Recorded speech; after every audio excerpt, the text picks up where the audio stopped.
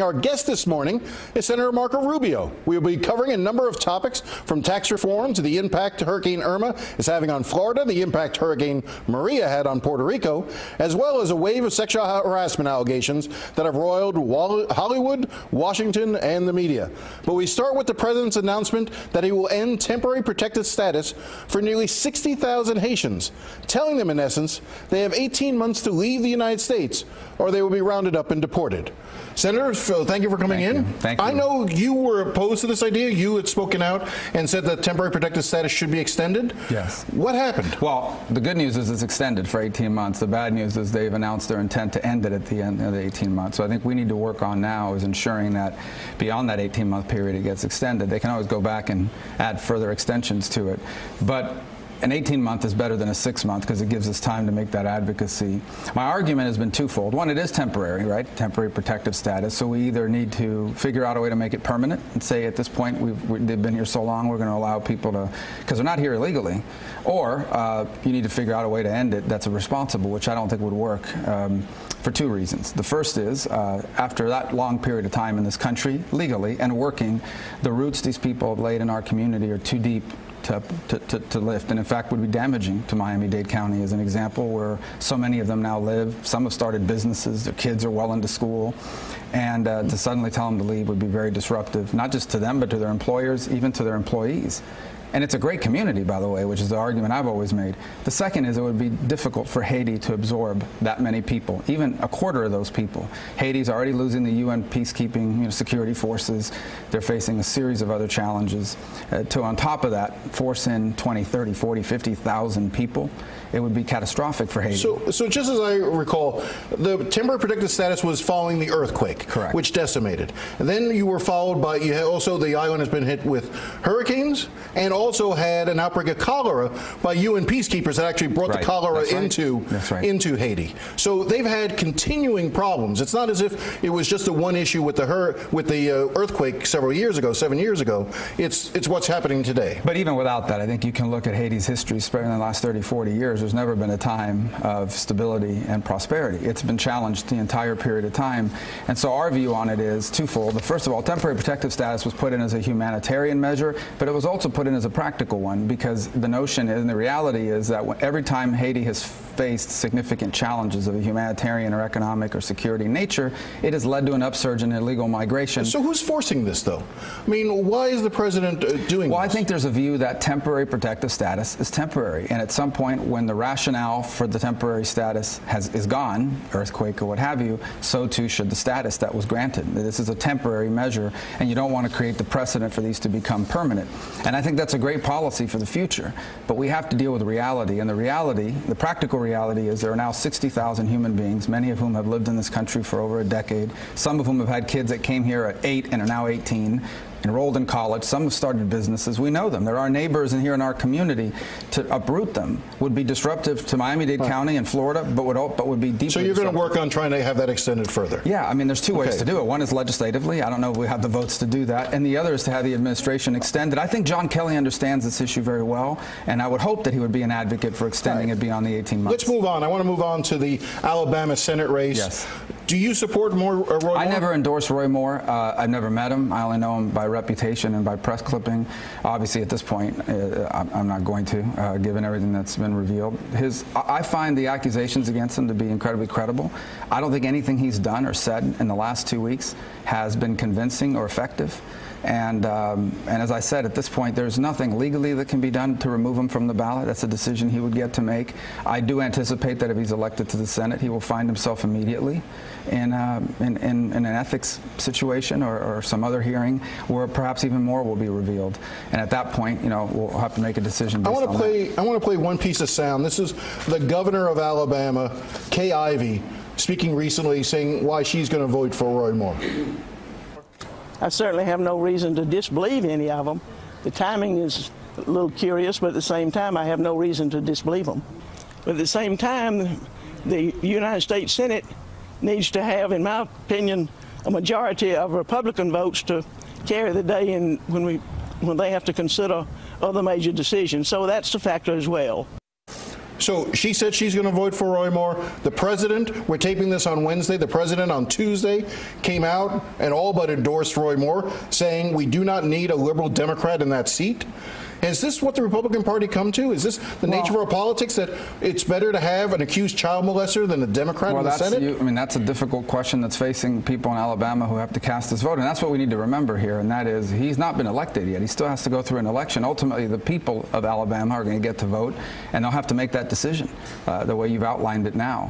I don't think it's a reflection of the Republican Party. I think, if you recall, Roy Moore had a primary, and a spirited one, in which a current U.S. senator that was appointed by the governor lost in that primary. So ultimately, the voters of Alabama are going to choose. They're going to have all this information before them, and they're going to have to make a decision about which direction they're going to go. I can only opine about my views of what has happened up to this point and what I think might happen if, in fact, he wins the election, which, by the way, is not guaranteed. I mean, it's no given. I don't know what public polling says about it, but my sense is the last few weeks haven't helped him. But if Roy Moore were elected, you don't believe that that will do damage to the Republican Party? Potentially. And again, but that wouldn't be the reason why he would have to undergo an ethics hearing in the Senate. I think the fundamental question for the Senate is we ultimately are the ultimate judge of the qualifications of the people before us, and there's a procedure in the Senate by which someone, even elected, can be brought forth and go through this sort of censure and removal proceedings, and that's an evidentiary process. I mean, there'll be witnesses, sworn testimony. Perhaps we'll learn even more in one way or the other about it at that point, if it comes to that. And so, you know, at that point, I'd make my decisions based on what comes out of that process. Should Al Franken resign or be expelled? That he's going to go through the same process as well. And I think the accusations against him, including many of which he's admitted, are horrifying. But at this point, he's going to be before the ethics committee. And I would say, in fairness, he has, although for the things he's already admitted to, I find to be outrageous and offensive, and I do think just on that alone, he should consider resigning. But he's going to go through the same process, and there's going to be evidence and testimony, and I think he'll have to make a decision based on that, and we may end up voting on that. Well, take Al Franken out of it. Is groping a woman's butt, is that grounds for expulsion from the Senate? I believe it is, and especially if it during your Senate term. But now we're saying that even before you served in the Senate, there's evidence that you did that in the past, that potentially that's something we could expel you for. And look, everything that's happening now is an important conversation that's long overdue.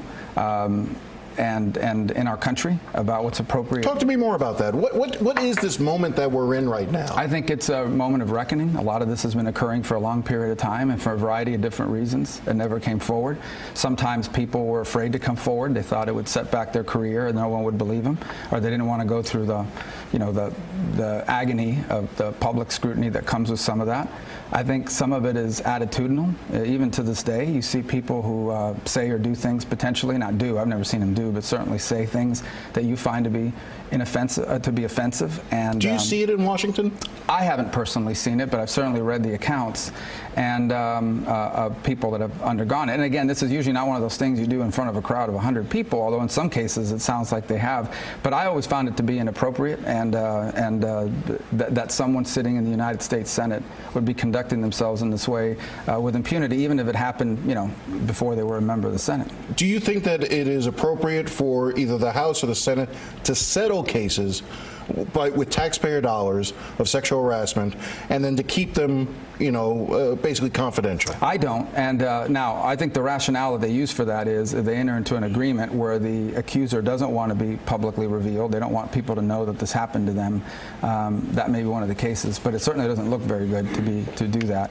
And I think if a member of Congress is facing an accusation of this kind, and the accusation is credible, and a lot of people say, well, what do you mean? You can just put any accusation out there. Usually when someone accuses you of something and it isn't true or it's not credible, at some point there'll be some inconsistency in the story that will reveal you made it up. In this case, you have people admitting it. And admitting it and entering into settlements because they admitted it. I don't think that's good public policy, to have members of Congress with taxpayer dollars paying out settlements to keep quiet that something occurred. Voters that back home deserve to know that. I know you're the father of daughters. I know that your daughters were also involved in your campaign. They got politically engaged during the presidential race. Do you have these conversations with them? Do they come and talk to you about this? Well, my oldest what are they telling is almost an adult now. She's a few months away from that. And I think for their generation, administration, the world will hopefully be very different in terms of what's acceptable. And I don't mean to say this is a generational thing, but in some ways, potentially it is. My sense is that 30 or 40 years ago, 20, 30 years ago, there were things that people thought were just things that men did. That isn't what real men do. But somehow we had this model of what being a real man was that excused some of this. And you see that around the world still in many places. So I think this is an important moment, especially if we expect, I have the same hopes and dreams and aspirations for my daughters as I do for my sons that are younger than them. And one of the things that could potentially hold them back is a society that treats them differently in terms of what's appropriate behavior towards them. And so in a way, I'm glad we're having this conversation now. I hope it'll be a turning point in society. And it's one of the things America has always been able to do is have, private, public discourse about key issues like this and become better for it. All right, tax reform. Yep. Major issue facing the Senate right now, as well as the House.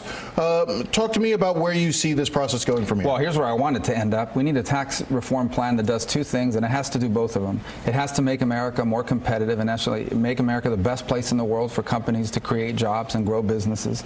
But it also has to take care of workers. There was a time when workers in America were heroes. We looked up to the people that worked 8 to 10 hours a day, 5, 6 days a week. Now the heroes are the software designer and the innovator in Silicon Valley. And that's fine. We want them to continue to succeed. But we've left millions of Americans who work for a living behind while everything else costs more. So tax reform has to be about both things. And if it isn't doing both things, then it isn't going to be good tax reform. And that's the direction I want this to continue to go. So is the Senate bill, the House bill, is it in that direction? Well, both of them have elements that I like, and we're about to start the debate on the Senate floor. The one thing I'm pushing for is an increase in the child tax credit, and it's two reasons for that. Raising children is expensive, but also it's a way of allowing people who work to keep more of their hard-earned money. And part of it is we have to, and we're not there yet, we have to make it refundable against payroll tax. Close to half the voters in America, the only tax they pay is the payroll tax. But for them, that's a lot of money. Right, because the way, I just want to be clear, because sometimes we get lost in the weeds. So the way it currently is in the Senate bill right now is that it's refundable against, refundable against income taxes, right, but not against the payroll tax, meaning that those who are the least earners, folks who are on probably right. need the break the most, won't actually see the full benefit. So if you make over $47,000 a year, you can start applying it against your income tax to get up to the $2,000. If you're under that, you can only apply it up to 15% of your wages over a certain amount, and which I think they lowered to like $3,500. The problem is for a lot of people, a single mom with 3 kids making $35,000 a year, the increase is a little bit of an increase, but not enough. We should allow her to deduct it all the way up to 15.3%, the total value of her payroll tax liability, up to $2,000, and the cutoff shouldn't be above $3,000. It should be every penny she makes, not after the first $3,000. So if those changes are not made, so that it would benefit that mother of 3 who earns, $30,000 a year, will you vote for the bill or vote against the bill? So I've shied away from making pronouncements like that because it's usually not productive. There may come a point where something like that would need to be said. Let me just say this right now. I am confident that we're going to get there in the Senate bill. I can't imagine us having a Senate bill that cuts taxes for corporations and big companies, but doesn't allow a working mother raising 3 kids making $35,000 a year to keep more of her money that she earns by working. This is not welfare. You got to work to get this. I can't imagine us passing a tax bill that does that. So I think we're going to get there, and if we do, I'll be an enthusiastic supporter of this plan. If we don't, I should come back on your show and talk about that. I want to play some sound that President Trump said with regards to recently about the tax cuts. Let's play that now. We'll restore America's competitive edge so we can bring back our jobs. We want to bring our jobs back to our country. We were decimated over the last 40 years. We want to bring our jobs back to the United States. He's referring to the fact that you're going to lower the corporate tax rate from 35% to 20%. The reality is that's not going to bring corporations back into the United States, is it? Well, it might allow them to bring some of their money back to reinvest, but ultimately, we've lost jobs how companies have made money over the last 25 years is not by growing necessarily. It's by figuring out a way to save money on taxes, moving to jurisdictions where the taxes are cheaper, and going to places where labor costs less. So it's not, they haven't increased productivity. They're not making more of something or better of something. A lot of these companies are making money because they can make it cheaper somewhere else, both on taxes and on labor. We can help with the tax part. We can take away that incentive, but on the labor part, we still have a challenge. And so on that part is why you want to attract manufacturing back at the high end of manufacturing. It pays more, but people need to have the skills. We have to have programs to train people to do this work. There's not enough of that happening. So if someone today loses their job at 50 and 51 years of age, it's so hard for them to get trained for a new job and so expensive that for many people they can't. I want to break down what you just said because it's very important. The first part that you talked about was bring their money back onto shore. Right. And the assumption is, under this plan, is that they will reinvest that money into creating new jobs. I just want to show you, read something that was in the Wall Street Journal.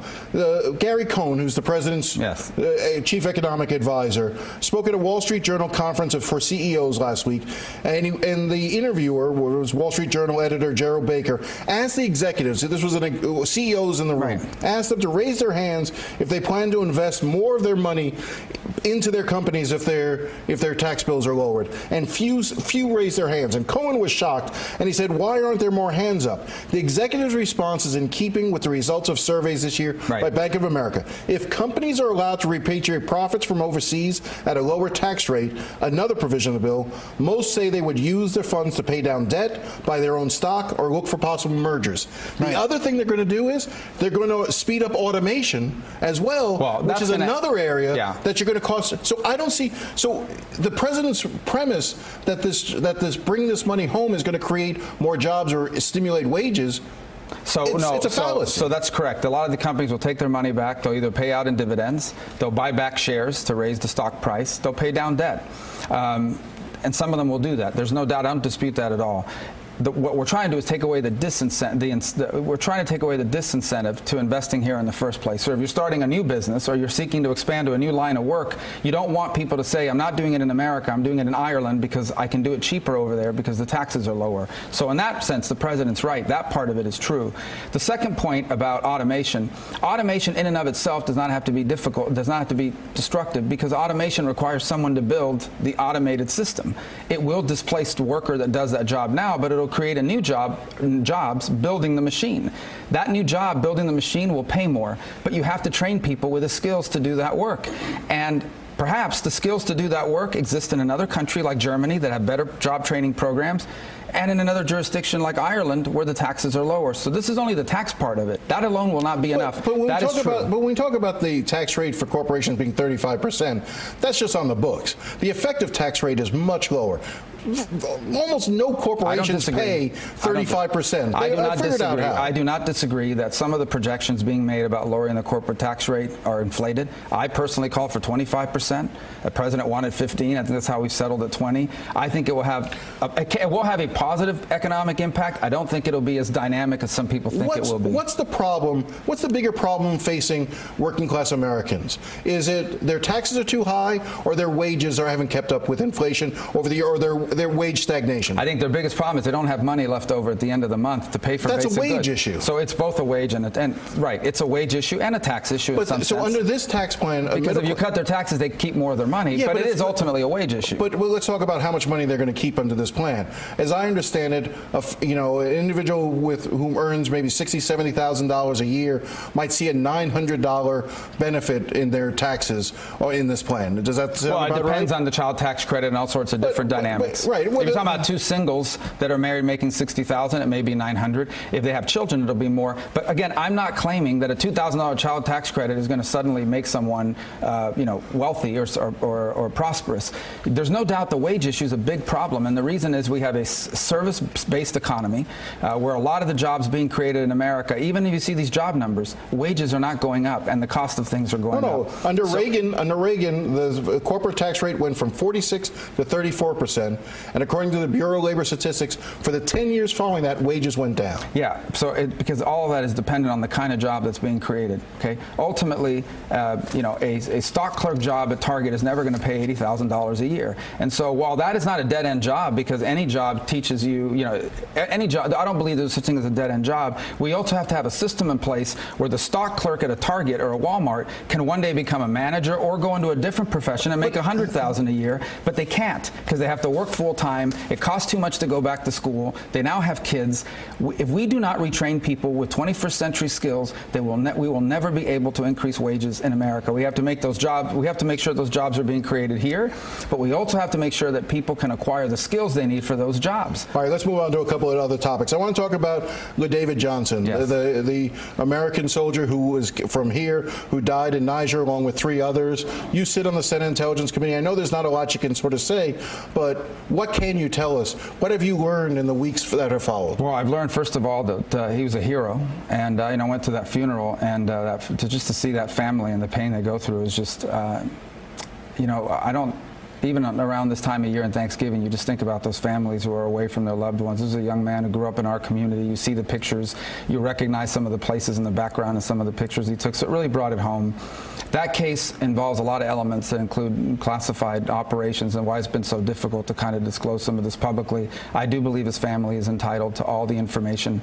I know they're taking it seriously, but I can tell you he was heroic in the service to our country, and what happened to him was a terrible, terrible tragedy. Was it an intelligence failure? Should we have known better what they were getting into? I think you could potentially arrive at that conclusion that there are things that could have been done better, but ultimately they were in a dangerous environment. That was known to all, and I think we'll learn at the end of the day that there were some things that happened that were not anticipated, that perhaps could not have been anticipated. But the heroism, when this story is told, I think people are going to be blown away by how heroic he was and the other gentlemen with him were as well. The Russia probe.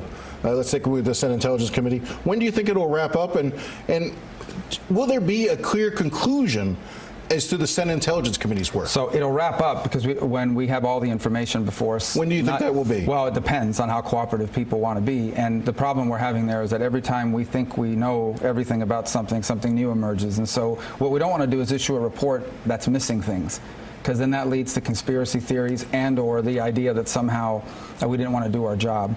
I think there is already a clear conclusion. The Russian government, under Vladimir Putin, undertook a systematic effort to try to interfere in the Americans' elections, primarily by pitting and dividing Americans against each other. I think we could write that report now. I think the critical element that people want to know is how did they do it so we can protect ourselves from it in the future. On the fundamental issue of collusion, it is my view that that belongs to the special counsel. We're not the FBI, we're not a law enforcement entity. If we uncover information that's relevant to collusion, that would be turned over to the special counsel. Do you still have confidence in the special counsel? I do. I've never lacked confidence that they're going to do a thorough job. At the end of the day, I believe Mr. Mueller is going to do a thorough and fair investigation, and until that's disproven, I'll continue to believe it based on his record of service to our country. Marco Rubio, I really appreciate you taking the time to come in. Thank you. It's always a quick half hour with you when we go through this stuff. I'm glad to do it. Yeah. All right.